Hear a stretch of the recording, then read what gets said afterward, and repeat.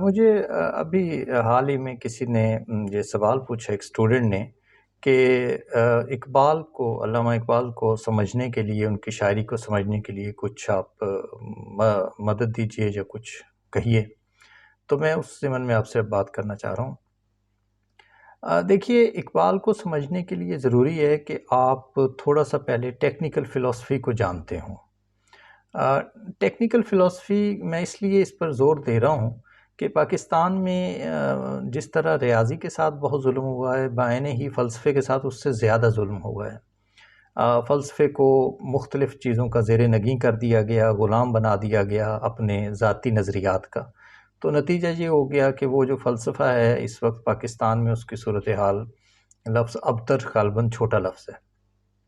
تو ٹیکنیکل فلسفی سے میری مراد بالخصوص یہ ہے کہ خاص کر وہ فلسفہ جو اس زمانے میں ڈیولپ ہو رہا تھا، جس زمانے میں اقبال حیات تھے، یا اس سے کچھ 50 سال پہلے سے جو فلسفے میں بڑے کام ہوئے، وہ آپ کو سمجھنے چاہیے.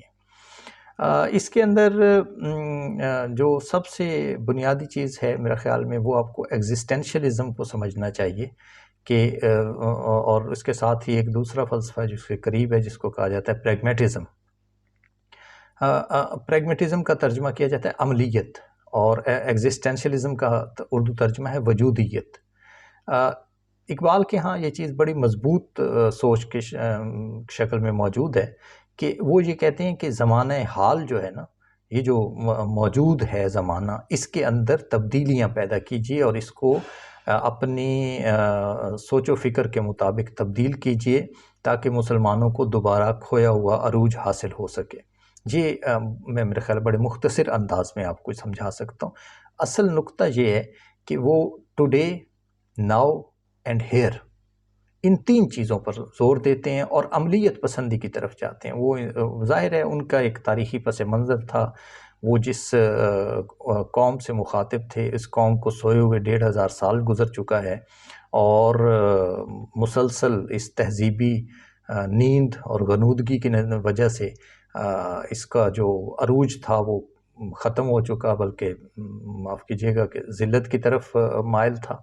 تو ایسے میں اقبال کے لیے بالکل یہ فطری تھا کہ وہ انسانوں کو جگانے کے لیے عملیت اور وجودیت کی طرف توجہ دلواتے.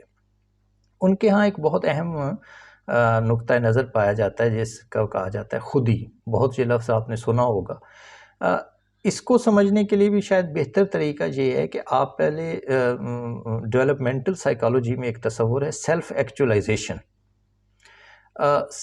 میں مختصراً کوشش کرتا ہوں میں اس ویڈیو میں آپ کو بیان کر سکوں. کسی اور ویڈیو میں اس پر پوری تفصیل سے بات کروں گا. یہ بہت وسیع موضوع ہے. سیلف ایکچولائزیشن کا مطلب انسانی جو شخصیت ہے، اس کی تعمیر کی مختلف درجے ہوتے ہیں، اور ان میں سے سب سے اعلیٰ اور سب سے مشکل اور سب سے نایاب درجہ جو ہے وہ سیلف ایکچولائزیشن کا ہے. مختصراً یہ کہیے کہ ایک شخص وہ سب کچھ بن جائے جو کچھ کہ وہ بننے کی صلاحیت رکھتا ہے. وہ اپنی تمام خفیہ، خفتہ، خوابیدہ جو اس کی صلاحیتیں ہیں، ان کو واضح اور ٹھوس حقیقتوں میں تبدیل کر دے. مثلا میرا خیال ہے ہم میں سے بہت سارے لوگ ہیں جو بہت اچھے میتھمیٹیشین بن سکتے ہیں، بہت سارے لوگ ہیں جو اچھے پروگرامر بھی بن سکتے ہیں، بہت سارے لوگ ہیں جو سٹیج پر بہت اچھی گفتگو بھی کر سکتے. اب اگر آپ نے اپنی ان چیزوں کو، یہ صلاحیتیں ہمارے اندر موجود ہیں لیکن یہ سوئی ہوئی ہیں، یہ روبہ عمل نہیں ہوئی، یہ متحرک دنیا کا حصہ نہیں بنی، ٹھوس حقیقتیں نہیں بنی. موجود ہیں، کر سکتے ہیں، کیا نہیں ہے. اب اگر آپ اس سارے جو میں کر سکتا ہوں اس کو میں نے کر دیا ہو، اس طرح یعنی what I can, I have achieved it. I have achieved everything for which I am capable to do. اس کو کہتے ہیں سیلف ایکچولائزیشن. ایسی جو شخصیت ہوتی ہے یہ بڑی وسیع ہوتی ہے. آپ کو اس کو دیکھ کر حیرت ہوتی ہے کہ یار اس بندے کے اندر کتنی صلاحیتیں ہیں، کتنے مختلف ڈائمنشنز میں یہ آگے بڑھا ہوا ہے. تو اقبال جو ہیں وہ سیلف ایکچولائزیشن کو بڑا اہم سمجھتے ہیں، خودی کو، کہ انسان کے اچھا ہمارے ہاں یہ ہو رہا ہے کہ خودی سے مراد یہ لیا جا رہا ہے کہ یہ کوئی غیرت ہے جو ہونی چاہیے اور جی بس ہر بات پر غصے میں کھڑے ہو جائیں اور کہیں جی خبردار جو کبھی کسی نے میرے نقطہ نظر کو غلط کہا، ایسے نہیں ہے۔ اقبال کو سمجھنے کی ضرورت ہے، وہ انسان کو روبہ عمل کرنا چاہتے ہیں، اور بالخصوص مسلمانوں کو وہ روبہ عمل کرنا چاہتے ہیں۔ وہ یہ چاہتے ہیں کہ جو ان کے اندر اللہ تعالیٰ نے ان کو بہت اعلیٰ نظریہ دیا ہے، ان کے اندر صلاحیتیں موجود ہیں، تو یہ ان کو روبہ عمل لائیں ٹوڈے میں، آج میں، اب میں، اور اس جگہ پر، بجائے اس کے کہ وہ زمین سے نیچے اور آسمان سے اوپر کی مسلسل باتیں کرتے رہیں۔ وہ یہ جو دنیا ہے، مثلا وہ کہتے ہیں عمل سے زندگی بنتی ہے جنت بھی جہنم بھی، کہ جو آپ باتیں کر رہے ہیں یہ آج کی دنیا میں عمل کیجئے، اس سے تبدیلیاں آئیں گی۔ تو یہ 3-4 چیزیں ضروری ہیں، کہیں میں دہرا دیتا ہوں۔ سب سے زیادہ پہلے ضروری ہے تھوڑا سا فلسفی کو سمجھ لیجیے۔ میں آئندہ بھی کوئی فلسفی پر ایک ویڈیو چھوٹی سی بناؤں گا اس طرح کہ میں صحیح سمجھ دے سکوں کہ اصل فلسفہ ہے کیا۔ دوسرا یہ ہے کہ آپ سیلف ایکچولائزیشن کو ضرور پڑھیے، تھوڑا سا اسے پڑھ لیجیے۔ ایگزسٹینشلزم اور پریگمیٹزم، وجودیت اور عملیت کا جو فلسفہ ہے، اس کو ضرور سمجھنے کی کوشش کیجیے۔ اس کے بعد رہی بات کہ اقبال کے کلام کو کہاں سے حاصل کیا جائے، کیسے پڑھا جائے، تو 2 چیزوں کو میں ریکمینڈ کر سکتا ہوں۔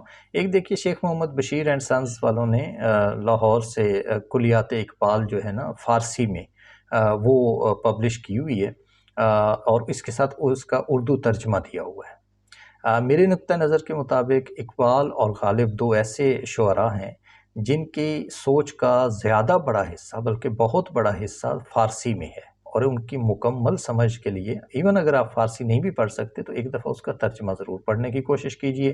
سارا نہ پڑھیے، لیکن چند چیدہ چیزیں جو وقتاً فوقتاً اگر آپ چاہیں گے تو میں آئندہ آپ کو بتا دوں گا اسی فورم کے ذریعے کہ ان چیزوں کو کم از کم آپ فارسی سے اردو ترجمہ آپ صرف پڑھ لیجئے۔ اچھا، دوسری چیز یہ کہ پھر ظاہر ہے زیادہ بڑا تو ہمارے یہاں اردو دان طبقہ ہے، تو اردو والے جو ہیں اس کے لیے ظاہر ہے کتابیں تو بہت ساری دستیاب ہیں۔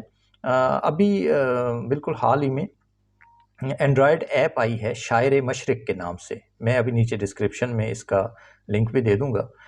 یہ آپ انسٹال کر لیجئے اور ایک عادت بنا لیجئے کہ آپ نے اقبال کو چلتے پھرتے جہاں کچھ وقت ملتا ہے تو تھوڑا اس کو پڑھنے کی کوشش کیجئے، اس کا تعارف ضرور پڑھیے۔ اقبال کا ایک اچھا تعارف اس میں لکھا ہوا ہے، اور اپنا پھر آپ پسندیدہ جو کلام ہے اس کو سیو کر سکتے ہیں، الگ سے ایک لسٹ بنا لیجئے کہ یہ میرے پسندیدہ کلام ہے۔ مثلا جیسے وہ غزل ہے کبھی ہے حقیقت منتظر نظر آ لباس مجاز میں، تو یہ بہت اعلیٰ غزل ہے۔ یا باغ بہشت سے حکم سفر دیا تھا کیوں، کار جہاں دراز ہے اب میرا انتظار کر، یہ یعنی بالکل یعنی لافانی قسم کا شاہکار ہیں۔ میرے پاس انفیکٹ لفظ نہیں ہے کہ میں ان کی حسن اور خوبصورتی کو بیان کر سکوں۔ تو یہ چند گزارشات ہیں، کوشش کیجئے اگر آپ اس فورم پہ دلچسپی کا اظہار کریں گے تو ہم اور بھی اقبال پر یا بڑے شعراء پر بات کرتے رہیں گے۔ بہت شکریہ۔